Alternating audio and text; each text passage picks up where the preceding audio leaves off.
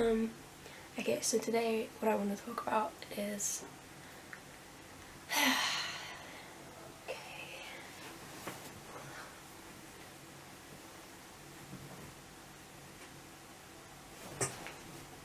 I don't even know if those things are getting me in the back. I should probably get my paper that has the notes, even though I'm kind of...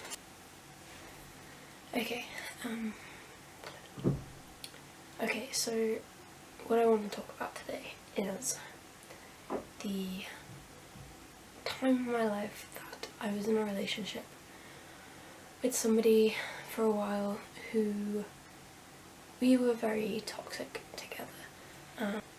I have a feeling this video could end up being pretty short because a lot of it pertains to what the shit that he went through.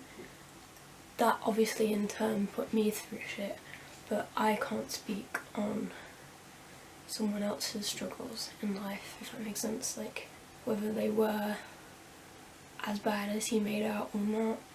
I can't expose him for struggling with the things he said he struggled with, because that would just make me evil and I'm not evil.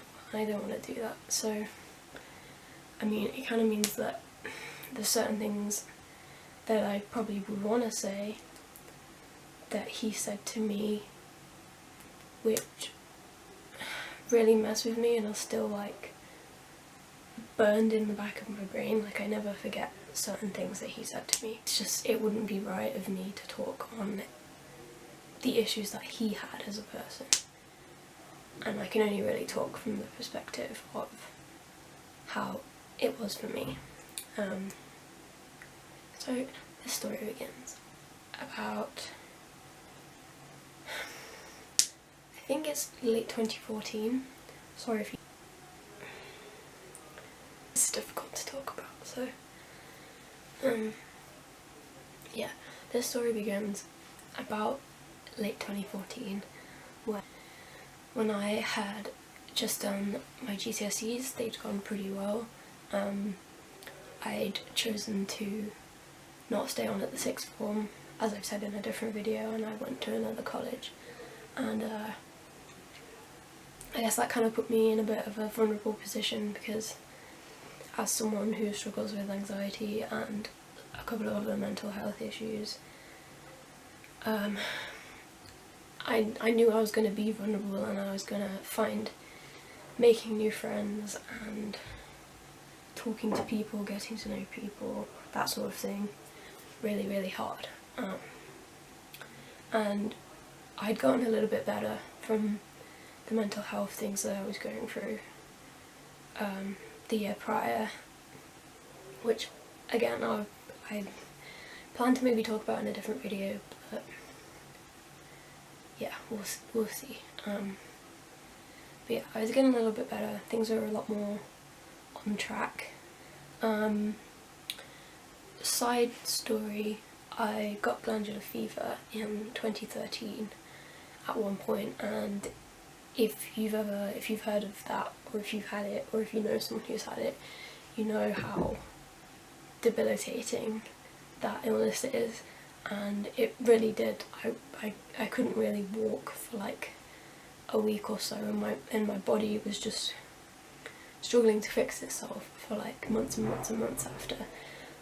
So I had to quit doing most of my dancing, and I had to quit gymnastics. I wasn't even allowed to do PE at school because the doctor said something like my liver or my spleen had enlarged because of glandular fever, so like they didn't want to risk a rupture. Therefore I had to cut down on all of my exercise, and yeah, I mean, yeah, that was difficult in itself because it took me out of the things that I loved doing. But back to the main story. Around this time I'd rejoined my gymnastics club, and I was trying to get back into it like once a week after my body had like recovered a little bit and started feeling a bit better. and yeah, things were looking up. I met a girl in my maths class who was just really, really lovely and friendly, and she became my best friend over college, and she introduced me to her friendship group, and that's how I got to know the people that I was friends with for all of college. But what happened one day was, so we had a free period, me and some of my friends, and we had a friend who we talked to sometimes, wasn't fully like in our friendship group, but we got along with him. I think he may have also been in my maths.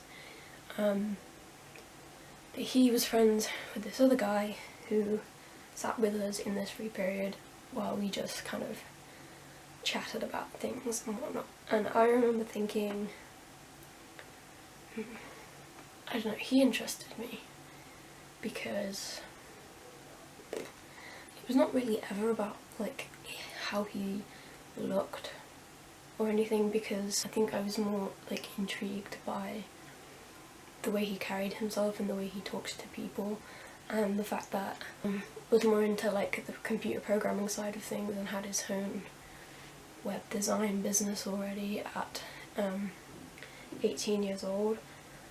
So yeah, we I don't know, it was just a chill free period.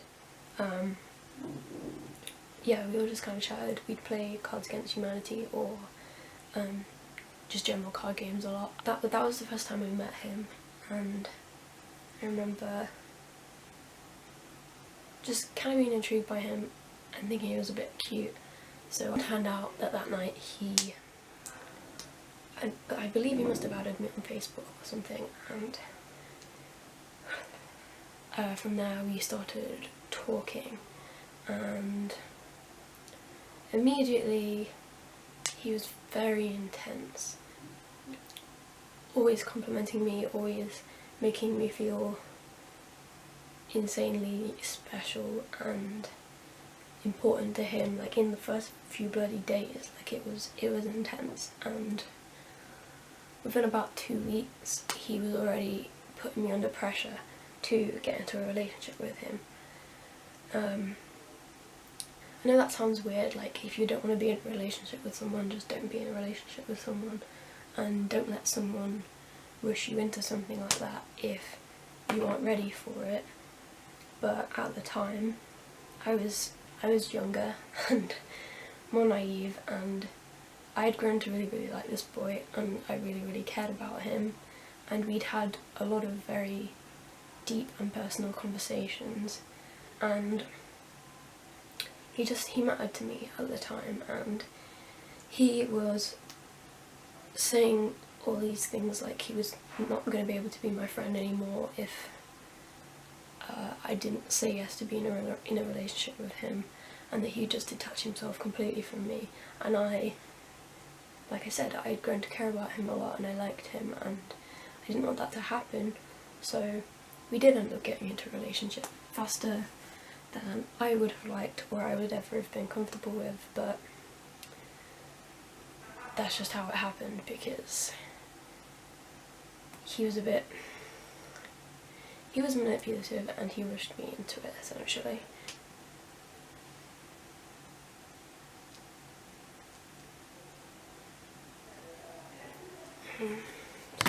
We'd started talking a lot.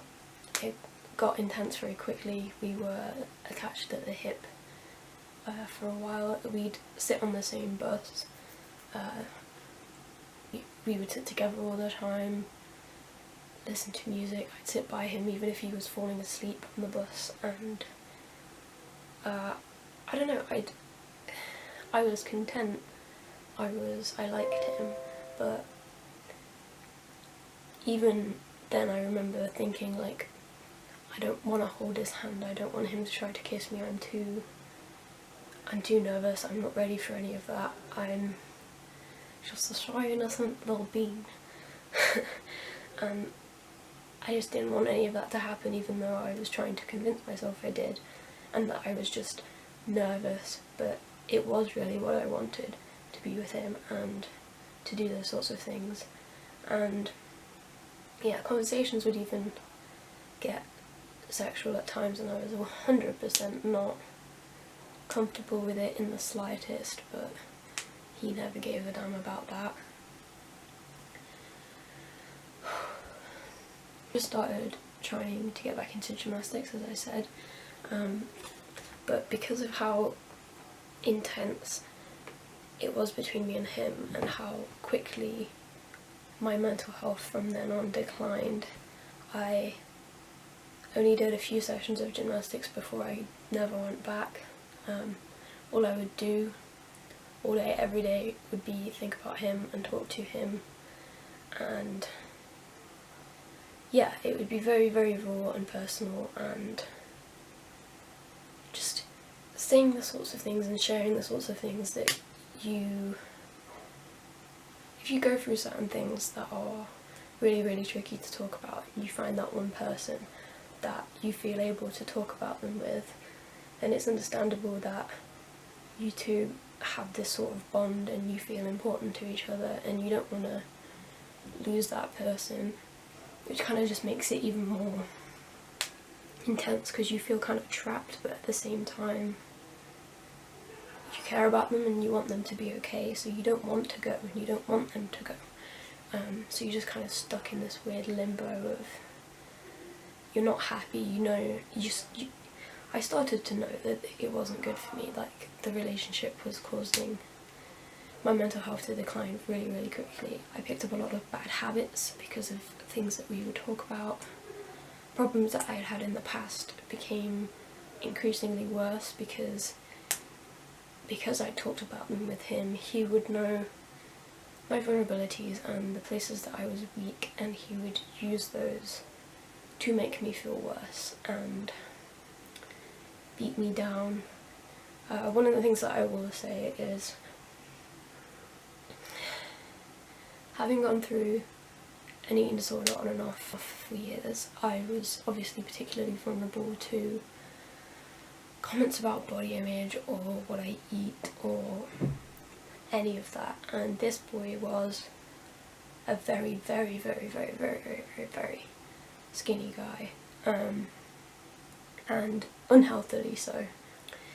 But yeah, the fact that he was so tiny and I had had an eating disorder in itself was a bit tricky in my brain, but obviously he can't help his body type. Like, I'm not saying that I was ever annoyed at him for being thin. I still didn't care about him at the time in spite of how tricky I found that for me, but obviously then he grew to know about those issues that I had, and one of the things that I never forget that he said was, when I was worrying about feeling fat or looking big that day or bloated, the kinds of things that you worry about when you have bad body image and you obsess over your body and food and convince yourself that you are bigger than you really are. And he said to me, of course you don't look fat. I mean, maybe you look fat compared to me. Needn't even finish that, because just how in a million years would you say that to someone and think that that would be a healthy comment to make when they're someone who struggles with that sort of thing? Maybe you look fat compared to me. And like the fact that we were like joined at the hip and we would be with each other every time there was a break at college or with each other a lot, so to hear him be like, maybe you look fat compared to me, was like, right, so I'm always looking fat to everyone we ever talk to or around at college. Like, the fuck? I do wish I could tell you some of the other things that are burned into my brain that he told me, because they are just so ridiculous. And I think if I've not told many people at all the sorts of things that he said to me, but people did know that he was very manipulative and controlling. He'd get annoyed when I was hanging out with any of my other male friends, telling me that, just acting crazy about it, and The funny thing is with this relationship is that officially, as in for the time that we were like, we are boyfriend and girlfriend, that only lasted 2 weeks. Met him a month before the year ended, and we got into a relationship 2 weeks before then, and I broke up with him on New Year's Eve because I just knew that this wasn't, I couldn't do it. We would argue too much of the time, the things that he would say to me and the way that he would use my vulnerabilities to make me feel worse and feel more trapped under him. I just knew I knew I shouldn't have any part of that anymore, and the relationship unofficially went on for months and months and months after that, and it took me a while to learn that this person was very, very harmful for me and not good for me, and he didn't have my best interests at heart. Essentially, we were on and off with each other, talking still. It was beating me down, and that I was losing all my confidence, and I was drawing into myself more than I ever usually would as an anxious person. So the people around me could see the signs that it was not going well for me, and it was really making my mental health bad. Again, I can't really touch on certain things because he always said that his mental health was also bad, and that was, I guess, one of the things that ended up being such a clash between us. I almost don't want to say this, but he did. I felt a lot like he would intentionally trigger me, like he wanted me to feel worse and worse and worse.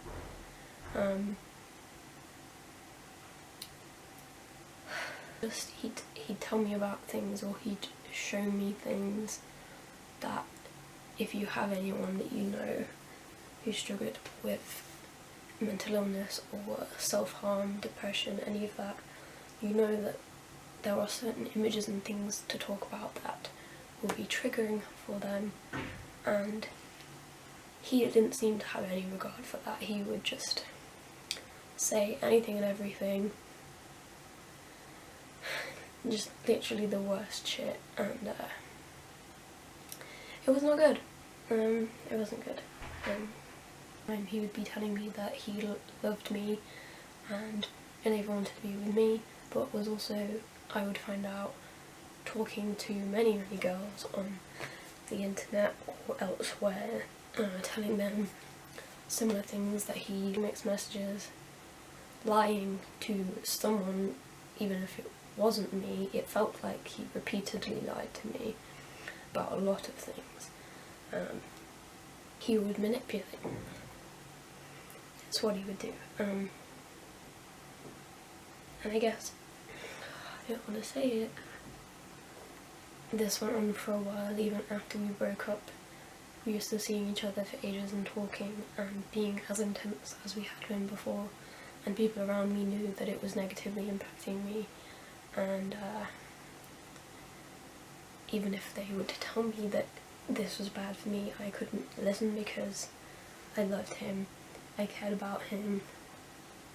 I couldn't live in a world where he didn't exist. Blah blah blah. Now I look back and think, you did not love this boy. You were way stronger than that. Like, you didn't have to feel that way. Like, there's so much of a bigger, brighter world outside of the relationship that you have with this toxic person. But he was everything at that time, and I couldn't think outside of it. My mental health got progressively worse and worse. I ended up very, very, very depressed at one point, to the point that I'm going to be vague because I just don't want to say it properly out loud. I had a trip to A&E one day and was emergency referred for mental health care. If you live in the UK, then you'll know CAMS. I was put under CAMS again. It wasn't good, and even after that happened, I still hadn't fully learnt my lesson, and I was convinced that the things he said to me in the aftermath of that were out of care and respect for me, and not just fucking awful, evil things to say to any human being, especially not at such a horrible, vulnerable time. So yeah, it all scarred me immensely, but eventually I did get my shit together, and I learnt that he was not worth it. He did not care about me. He was talking to a billion other girls. The way he treated me was not worth putting up with. Like, I was more than that, and I've been talking for too long, and it's tired and draining because I just don't want to talk about it anymore. Yes, things got pretty dark, but I did eventually learn that you should never ever ever ever put up with people treating you that way. It became pretty obvious fairly near the start that he'd never had my best interests at heart, and it came across as if he just wanted to use me all that time, and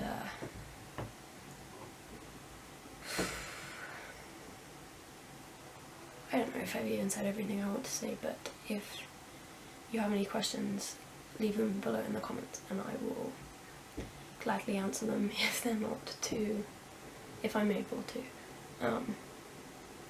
I'm doing a lot better now. I have been blocked on everything, have learnt to be civil with each other, and have had conversations about the past, and he has wished me well in how I'm doing in my life right now, and I honestly wish him well in how he's doing in his life right now. I don't want to be put back in that place. So for me, I'll leave that back in the past. And now, as I've said before, I have a beautiful, wonderful boyfriend who loves me and makes me so mad at past me for ever putting up with that shit. But yeah, things are good now. I'm over it. I still have a lot of struggles with mental health, but I don't blame any of it on him anymore. I know that it's just something that I go through, and I will get better, and it's fine. It's my journey, and sure, at the time I was very upset and mad about him, and I felt like he'd ruined my life. But I forgive and forget at this point. It's worth talking about this sort of thing because this was a toxic, somewhat abusive relationship. No, there was absolutely never physical abuse. As far as that went, is that he told me about him hitting his ex and made a rape joke, and I didn't feel that safe around him sometimes because of how he talked about that sort of thing, as if he could just do whatever he wanted and I would not be able to do anything about it. But no, it was never physically abusive, but it was very, very mentally and emotionally abusive, and I guess situations like this, any kind of abusive relationship doesn't get a lot of recognition and is not talked a lot about online, but yeah, I don't know, I just want to put my story out there so that if people are going through similar things, they can maybe recognise the signs and get out of it before anything horrible happens. I don't want anything bad to happen to any of you. You don't deserve that, nobody deserves that. And those people may be going through things in their own life, but you do not have to make yourself suffer and deal with what they're going through on top of what you're going through, if that's extremely detrimental to you and your life. Like, have to prioritize yourself at a certain point, especially when this person clearly has no respect for you and your struggle. They should never expect you to take on their problems as well and support them and lift them up when they don't give a shit about you very clearly. Okay,